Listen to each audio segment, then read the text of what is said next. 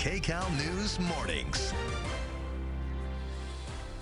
Thousands of people are lined up along the streets in Pasadena. We're going to take you to the parade route for the Tournament of Roses. Masking is back, where face protection is being enforced, and the cases causing concern. And an earthquake in SoCal just hours after a massive quake causes major destruction in Japan.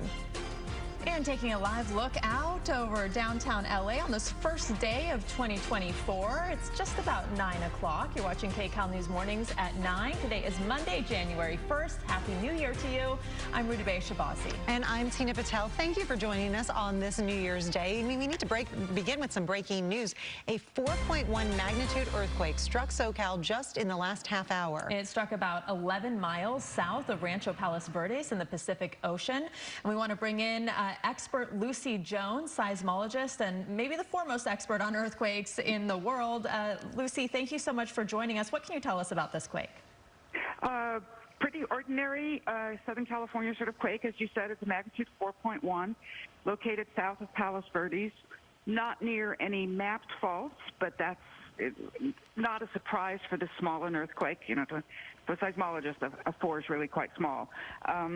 And it was felt over a pretty wide area around Southern California, again, as would be expected, but of course all just very minor shaking. What does it tell us when we feel it over a wide area as compared to, you know, sometimes there are earthquakes that are felt just, you know, in metro LA or in one suburb? It says it's a bigger earthquake, right? What you feel isn't the magnitude. Magnitude is how much energy is released. What you feel is how much of that energy gets to you. So if there's more energy released, it gets to more people. And that really is about all there is to it. Okay, and obviously we've been watching the major breaking news overnight in Japan, this devastating quake there. What can you tell us about that? And I know that so far it looks like they're not connected, but a lot of people kind of wondering if they're related and whether they're connected. Right. I mean, one of the most human things to do is to try and find a pattern when you're scared, because you want to find a way to be safe. So we look for patterns, and when we're scared, we find it. But, I mean, a magnitude 4.1 happens somewhere in the world many times a day.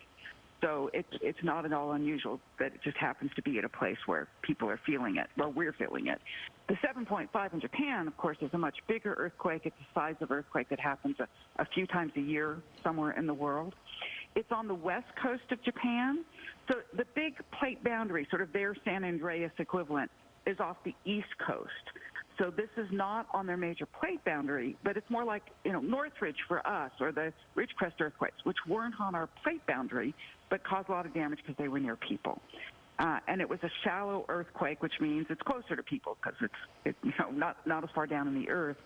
And so there's been a lot of, there would have been very strong shaking. It was felt over most of Japan because so much energy can then travel a much farther way. It does look like there was a small tsunami associated with it. But you know, to get a tsunami, you have to actually move a lot of seawater. And you only start to see them at around magnitude 7 or higher. And the magnitude 9, say, in 2011 that caused the huge tsunami that came to the U.S., just produced so much more, moved so much more water than this one at 7.5. So it's a very strong impact on the local area. I haven't seen the information about what damage or death toll there might have been. Japan luckily has very good building codes, really strongly enforced, so that would really reduce the damage. Dr. Jones, and I think that sometimes when people hear these numbers, it's hard to understand what is very serious, but so for us having a 4.1, that's significantly different than the 7.5 we're talking about in Japan. Oh, I know. It sort of frustrates me that we use magnitude because it makes things sound closer together than they are. The Japanese earthquake was 100,000 times bigger than our 4.1. Wow. And we've been looking at video and imagery from the Japan quake, but bringing it back home here to the one that struck Southern California just a while ago. What do you look for, anticipate, expect possibly for more activity following a quake like this? All right. So every earthquake in Southern California has about a 5% chance of being a foreshock to something bigger. That's data we put together decades ago, and it's held up, which means 95% of the time there's nothing more.